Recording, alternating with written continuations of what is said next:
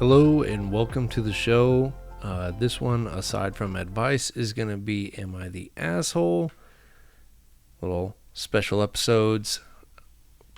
I see a couple here that actually seem as if they're related, so we're going to find out.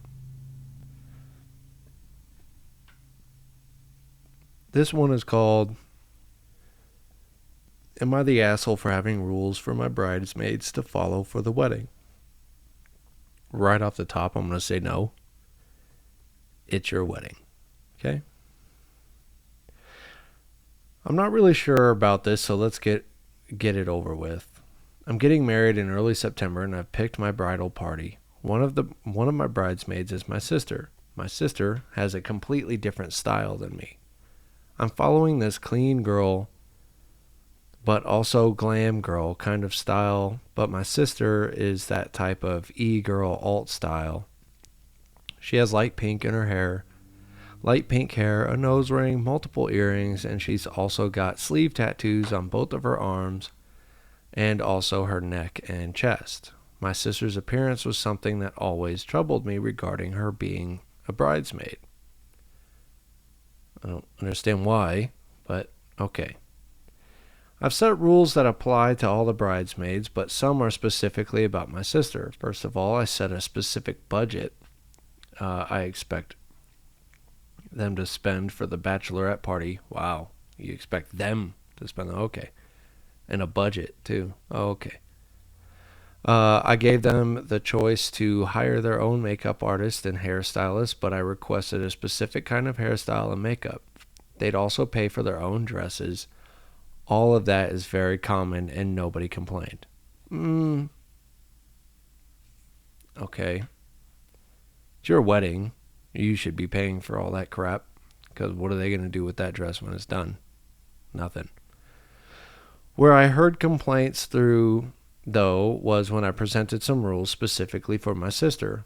I told her she'd have to buy body makeup and cover the tattoos. I also told her to remove her nose ring and most of her earrings and only keep the normal earrings.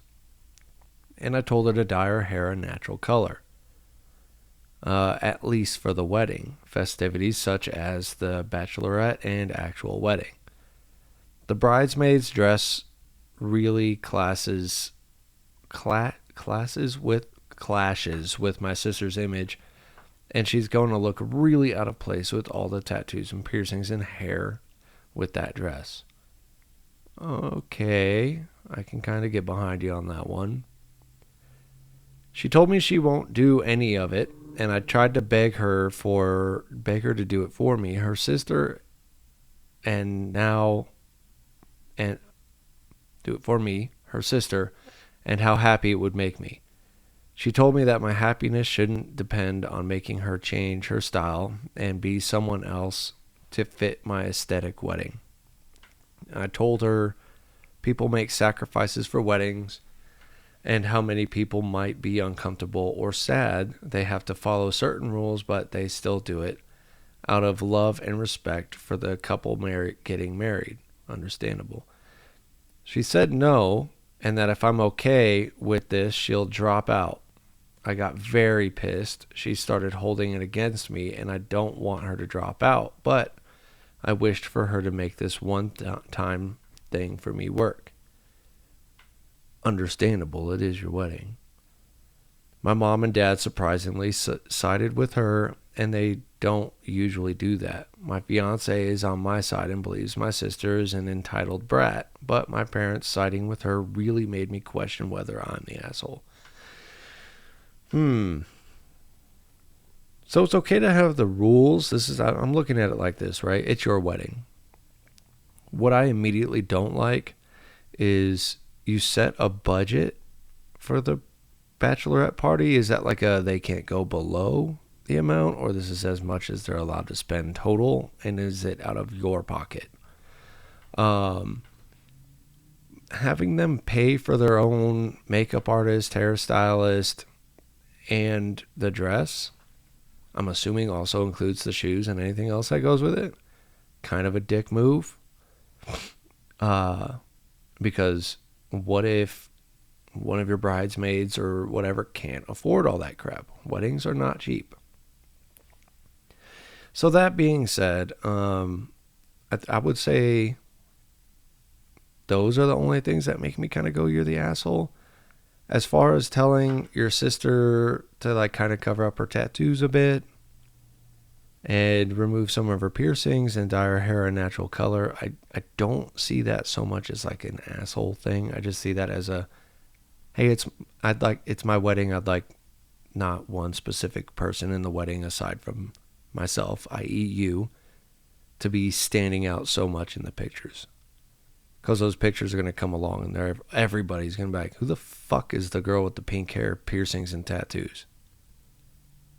That's what it's going to turn into. So, as far as that's concerned, I really don't think you're a little bit of an asshole, but not really. Not for having your sister cover up her tattoos and remove some of her piercings. I don't believe you are for that. Now, here's another one. This is the one that I thought was related to this one, and it's not, obviously. Am I the asshole for leaving a wedding early as a bridesmaid and causing the wedding to get charged a $500 cleanup fee? I want to know what the fuck you did to bring up a $500 cleaning fee. What did you do? Jane, here we go. Jane, 21, female, was one of Vanessa's, 21, female, 3 bridesmaids, and her wedding was held at a remote lodge venue up a mountain. When everyone got to the lodge, we did a dry run of the ceremony and surveyed the place. I assumed the men would go to their cabin and the women would go to ours, and we'd relax before the wedding. Instead, the men immediately headed to the liquor store, and the groom and bride's mothers began ordering the bridesmaids to move furniture into place. What? Fuck. That night, the women did everything from dragging 250 chairs out of the shed and setting them up to hauling furniture down 2 flights of stairs and positioning it in other places. Because I was the tallest and strongest person in the group, it was mostly on me to haul the larger pieces around, and the mother-in-law of the bride largely stood around talking about details with her.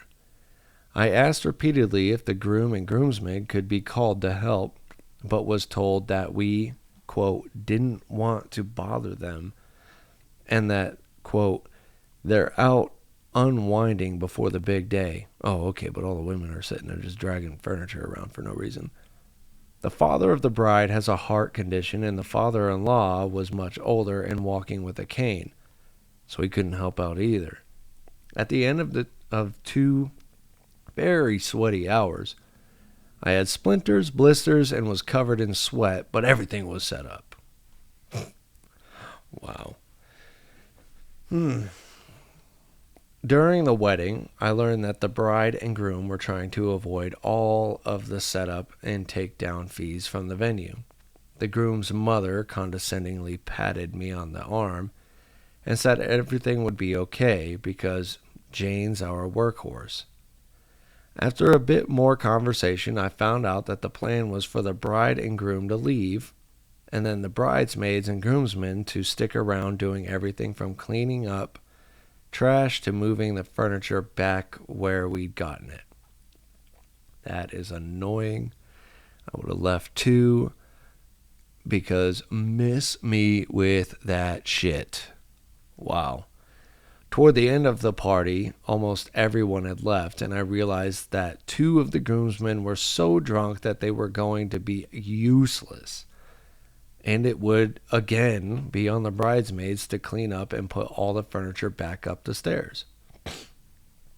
I went to tell the bride goodbye, judging from her slightly panicked expression and, quote, oh, you're leaving? You're leaving now? Questions, I realized that she definitely expected me to move the furniture back, but didn't want to say anything while surrounded by people. So I left, and my phone blew up as I was driving back down the mountain. The other bridesmaids were texting me, and Vanessa's mother left me an angry voicemail about how I was bailing on my duties as a bridesmaid. Oh my God. The next day, I woke up to a massive paragraph from Vanessa that said it was my fault that they had to pay the $500 cleanup fee because they weren't able to get everything put back in time. So for this, am I the asshole? Fuck no, you're not the asshole. Fuck these people. Oh my God. Oh, my $500 cleanup fee. You mean you didn't work that into your fucking wedding budget? Get the fuck out of here. You got a budget for a bachelorette party. Dude, like literally everybody there probably could have thrown down like $50. Everybody in the wedding party. Oh, cleaned up. But no. 500. Oh my God. Fuck out of here, dude. Fuck out of here. I'm going to actually freaking throw an award on this one. Jesus Christ.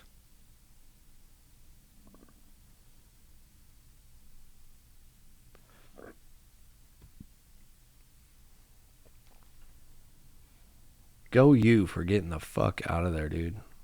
For real. No, you are not the asshole. You are like the farthest from it. That bride is the asshole. Her mother-in-law is the asshole.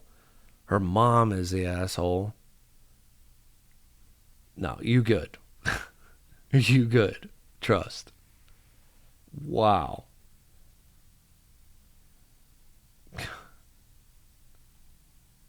Wow.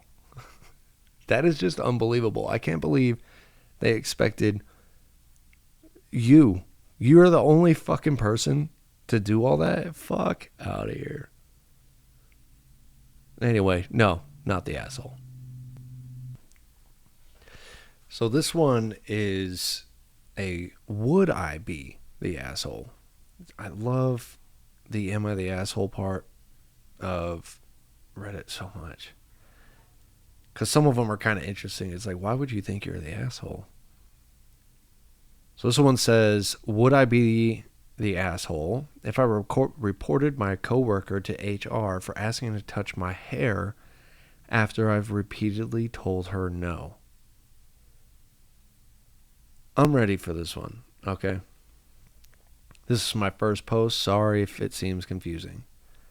For context, I, 20, male, have been growing out my afro for the past 7 months now and am extremely uncomfortable with people touching my hair in general for being in my space. It's not the first time someone has asked to touch my hair, but normally they stop asking after I tell them no.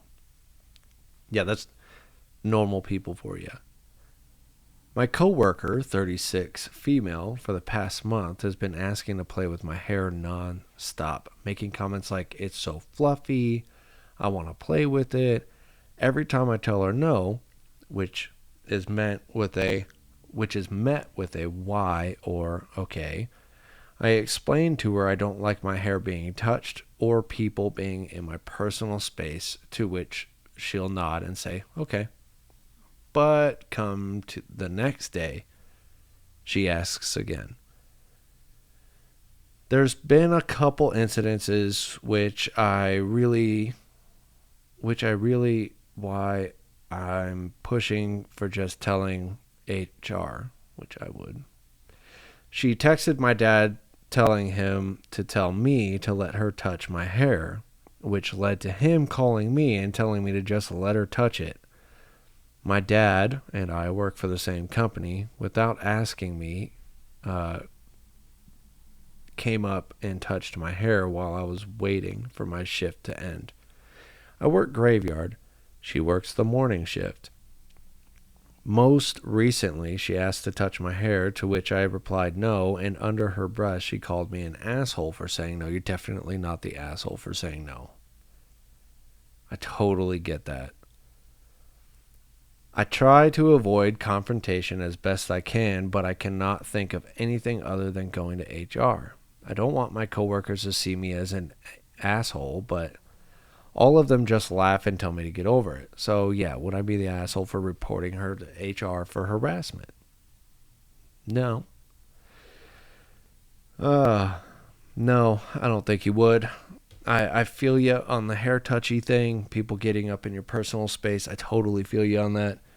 I have a beard, and I used to do security at bars, and there would be women sometimes that would come up and just be like, oh my God, I love your beard. And then they just jam their hands into your beard. And you're like, first of all, don't fucking put your hands on me. Secondly, I don't know where the fuck your hands have been. Do not put your hands on my face, around my face, and I don't want your fucking hands on me. I get that. I know it's like a personal space thing too. I've had girls that like did the same thing. Can I touch it? I'm like, no. Oh, come on. And you're like, no. And just let me touch it. And they go to reach and I slap their fucking hand. I've done that. I'm not even going to lie. I slap their fucking hand and go, I said no. So, no, you wouldn't be the asshole. I mean, like, honestly, it's very unprofessional. I don't know where you work. I'm going to assume you do some of the night stuff, maybe at a grocery store or like a Best Buy or whatever. I don't know. And then like the day shift, you know, obviously they come in, you're waiting to get off. So no, go to HR, dude. Go to HR. That is straight up harassment for day after day, day after day. You tell her no and she keeps going for it. No. Bye-bye. HR, complaint, done. It's not sexual harassment, but it is harassment. So obviously be wary with how you word that, because if you word it as sexual harassment, then it's going to be a big issue. But just harassment and explain the situation, I think HR will understand. So there's actually an edit on here as well. Sorry, I know this seems silly because it's about hair, but I finally get the chance to grow it out since I no longer live with my mom, who had an issue with me growing it. You know what? Go you, man. Grow that shit. Edit. Oh my God, I didn't expect this to blow up as big as it did. Of course it would. Thank you for all your comments and support. I will be emailing HR later today. Good fucking job, man. Hell yeah. Once I've gathered everything I need, again, thank you guys for the support. There's so many comments I'd love to reply to. Reply to them. But yes, definitely audio recordings, whatever. Report that. Report it. I think this next one's going to be pretty good. It says, am I the asshole for telling off my sister, my little sister, after she shaded me for having to move back home? Now, for those who don't know, being shaded is like getting put down, getting shit talked, you know, et cetera, et cetera. It's not too long. We'll use this one to wrap up this special episode. I'm in my late 20s and lost my job, so I couldn't afford the rent I was paying, so I had to move back into my mom's basement. Okay.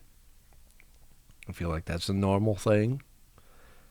It was very depressing and humiliating. I begged my girlfriend to let me stay with her, but she refuses to live with anyone until she's married.